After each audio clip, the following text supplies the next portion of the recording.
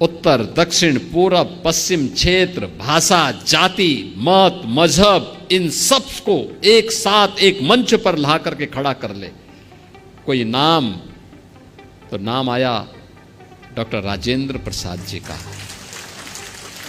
लाल बहादुर शास्त्री ने 1965 में पाकिस्तान को नाकों चने चबवा करके स्वतंत्र भारत में पाकिस्तान को उसकी औकात दिखाने का काम भी किया था। 1975 में जब लोकतंत्र का गला घोंटने का काम किया था, तब जयप्रकाश नारायण जी आगे आए थे। क्रांति का संघनाद उन्होंने किया था। चित्रगुप्त महासभा से कहूंगा, उन सभी महापुरुषों के चित्र चित्रगुप्त मंदिर में लगने चाहिए, लगाए जाने चाहिए। उनके इतिहास के बारे में वर्तमान पीढ़ी को बताया जाना चाहिए। तुम मुझे खून दो, मैं तुम्हें आज़ादी दूंगा का उद्घोष करने वाले नेताजी सुभाष चंद्र बोस पैदा हुए। दुनिया के सामने इस बात की उद्घोषणा भी करता है कि मुझे गर्व है कि मैं हिंदू हूं। और स्वामी विवेकानंद,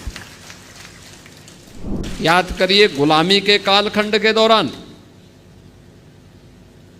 जब ये देश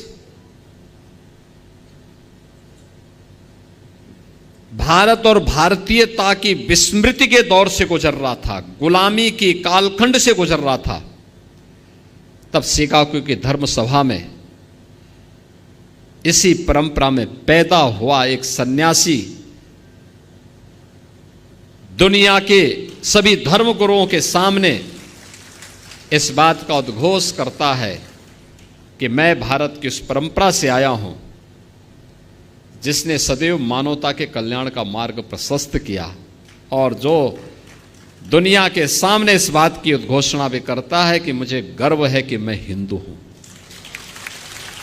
और स्वामी विवेकानंद, याद करिए, इसी परंपरा में तुम मुझे खून दो, मैं तुम्हें आज़ादी दूंगा का उद्घोष करने वाले नेताजी सुभाष चंद्र बोस पैदा हुए। यानी कलम का ही नहीं, तलवार की भी पूजा की है, और दोनों के समन्वय से ही समाज और राष्ट्र की व्यवस्था चलती है। याद करिए, स्वतंत्र भारत में भारत का संविधान कैसे बनना चाहिए, उत्तर, दक्षिण, पूरब, पश्चिम, क्षेत्र, भाषा, जाति, मत, मजहब, इन सब को एक साथ एक मंच पर ला करके खड़ा कर ले। कोई नाम, तो नाम आया डॉक्टर राजेंद्र प्रसाद जी का।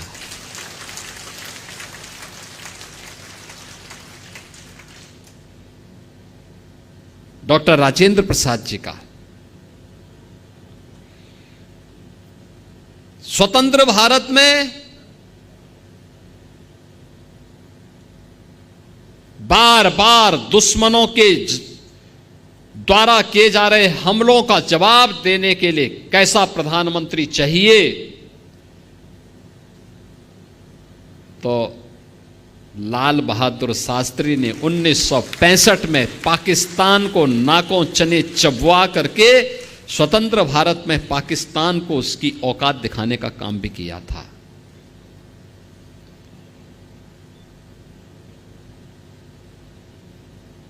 कौन कहता है कि कायस्थ समाज केवल अपने कारोबार तक ही सीमित है, केवल कलम तक ही सीमित है? 1975 में जब लोकतंत्र का गला घोंटने का काम किया था, तब जयप्रकाश नारायण जी आगे आए थे। क्रांति का संघनाद उन्होंने किया था। और जब लोग ये बोलते थे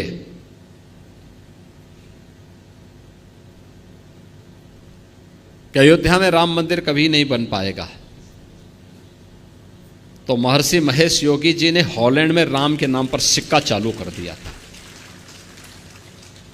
यानी भारत से बहुत दूर हॉलैंड में उन्होंने भगवान राम के नाम पे ही करेंसी जारी कर दी।